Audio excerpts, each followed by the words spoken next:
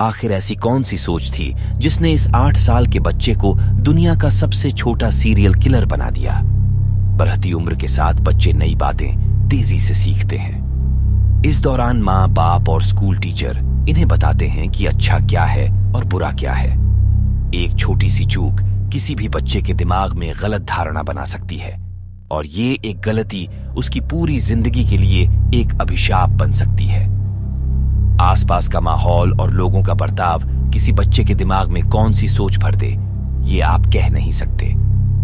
हर कोई अपने बच्चे को अच्छी परवरिश देना चाहता है, उसे कामयाब बनाना चाहता है, लेकिन इसके बावजूद अलग अलग माहौल में पलने वाले बच्चों का रहन सहन, बोलचाल, व्यवहार इत्यादि अलग अलग हो जाता है। बच्चे गलतियां करते हैं और माँ बाप उन गलतियों को सुधारते हैं। यही चलता आ रहा है। लेकिन क्या हो अगर बच्चे के गलत करने पर उसे समझाया ना जाए, उसे बताया एहसास ना कराया जाए कि जो उसने किया वो गलत है। माँ बाप द्वारा बच्चों की गलतियों को नजरअंदाज करना या उन्हें औरों से छुपाना किसी बच्चे को अमरजीत सदा भी बना सकता है। क्या आपने कभी ये नाम सुना है? अगर नहीं सुना तो चलिए आपको बताते हैं कि ये नाम क्यों एक समय में देश ही नहीं बल्कि विदेशी मीडिया की सुर्खियों में भी छा गया था। मई 2007 की बात है। बिहार के बेगूसराय का एक एलआरडेच रातों रात दुनिया भर की मीडिया की सुर्खियों में छा गया। मात्र 8 साल के लड़के के लिए ये कोई उपलब्धि नहीं थी बल्कि शर्मिंदगी थी जिसे वो महसूस ही नहीं कर पा रहा था। उसे एक दूध पीती बच्ची की हत्या के जुर्म में गिरफ्तार किया गया था। इतना ही नहीं बल्कि गिरफ्तारी के बाद पुलिस को यह पता लगा कि ये 8 साल का बच्चा दुनिया का सबसे छोटा सीरियल किलर बन गया है। आपके आसपास इतनी उम्र के बच्चों को देखकर अंदाजा लगाइए कि क्या इस उम्र में किसी का खून कर देना संभव है।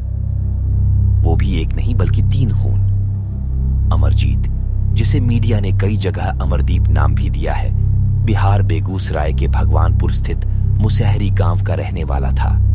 जिस समय इसे एक 6 महीने की बच्ची की हत्या के जुर्म में गिरफ्तार किया गया तब इसकी उम्र 8 साल थी।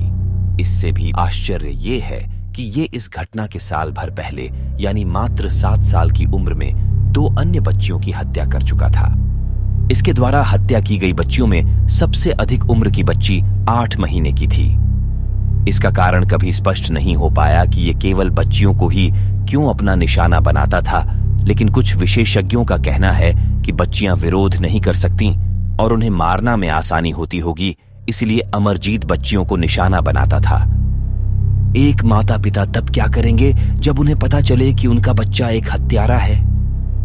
शायद उसे हर हाल में बचाने की कोशिश करेंगे, जैसा कि अमरजीत के माता पिता ने किया। दरअसल अमरजीत की पहली शिकार उसकी खुद की 8 महीने की बहन ही थी। इसके बाद इसने अपने मामा की बेटी की हत्या की।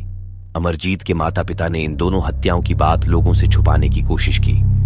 अमरजीत की मां ने तो उसके द्वारा किए गए अन्य 2 खून की बात से साफ इनकार ही कर दिया था। उन्होंने बीबीसी से कहा था कि इसने अपने ममेरी बहन की हत्या नहीं की। हाँ, उसके हाथों से उसकी बहन नाले में गिर गई, जिसके बाद उसकी मौत हो गई थी। हालांकि गांव में सभी ये जान चुके थे कि अमरजीत ने क्या किया है। तभी तो जब तीसरी बच्ची की हत्या हुई तो इसका सीधा शक अमरजीत पर गया और इस बार वह पुलिस के हाथों से बच नहीं पाया।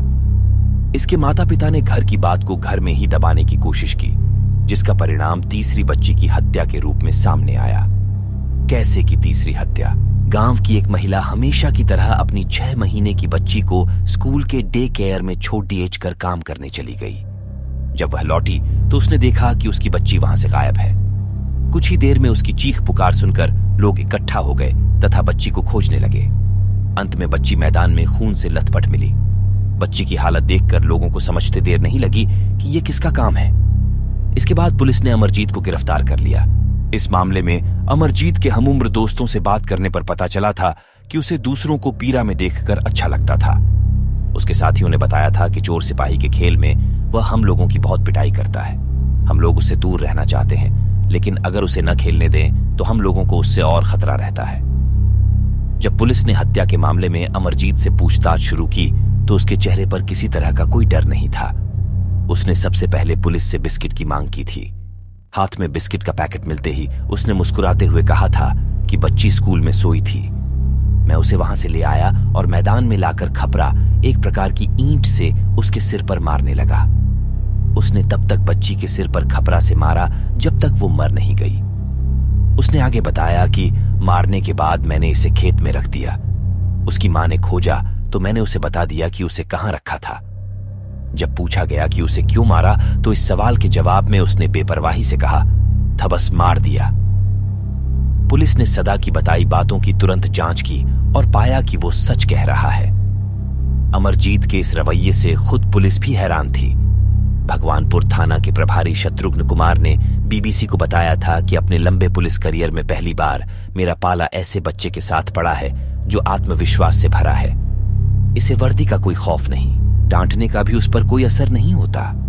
उसे न तो कोई गम है और न ही कोई पश्चाताप। क्या कहते हैं मनोचिकित्सक? इस भयावह हत्याकांड ने मीडिया सहित मनोचिकित्सकों का ध्यान भी अपनी तरफ खींचा था। इस केस पर अध्ययन करते हुए एक मनोचिकित्सक शमशाद हुसैन ने कहा था, अमरजीत एक सैडिस्ट की तरह जिसे दूसरों की पीड़ा देखकर आनंद आता है। मनोविज्ञान से जुटे एक अन्य सदस्य ने कहा था कि अमरजीत को अच्छे बुरे की पहचान ही नहीं है। बीबीसी के हवाले से अंडरस्टैंडिंग ह्यूमन बिहेवियर के लेखक और मगध विश्वविद्यालय के पूर्व उपकुलपति हुसैन ने इस संबंध में बताया था कि ऐसे बच्चे दूसरे को प्रताड़ित करके आनंदित होते हैं और इस तरह के आनंद की प्राप्ति के लिए वह हिंसक भी हो जाते हैं। उनके अनुसार ऐसी प्रवृत्ति विकसित होने में पारिवारिक पृष्ठभूमि के साथ सामाजिक हालात भी जिम्मेदार होते हैं। उनका कहना है कि ऐसे बच्चों के इस तरह के मनोविकार को सतत मनोवैज्ञानिक उपचार से सही और गलत में फर्क करने की समझ विकसित की जा सकती है। अमरजीत के संबंध में यह भी कहा गया कि यह कंडक्ट डिसऑर्डर से जुड़ा मामला है। यह एक तरह का केमिकल इम्बैलेंस जिसे मेडिटेशन की सहायता से ठीक किया जा सकता है। क्या हुआ अमरजीत सदा के साथ? भारतीय कानून में किसी भी बच्चे को 3 साल से अधिक की सजा देने का नियम नहीं है। उनका गुनाह साबित हुआ या नहीं, उसे क्या सजा दी गई या उसे किस कारावास में रखा गया, ऐसी कोई भी जानकारी सार्वजनिक नहीं की गई। अनुमान है कि उसने एक मनोरोग सुविधा में 3 साल बिताए। बताया जाता है कि 2015 तक वह एक युवा गृह में रह रहा था। यहां उसे 18 वर्ष की आयु तक रहना था। संभव है 2016 में उसके 18वें जन्मदिन पर उसे रिहा कर दिया गया हो। संभावना यह भी है कि उसने घर छोड़ दिया हो और एक नई जिंदगी की शुरुआत की हो। कुछ मीडिया रिपोर्ट्स के अनुसार अमरजीत ने अपनी पहचान छुपने के लिए अपना नाम बदलकर समरजीत कर लिया था।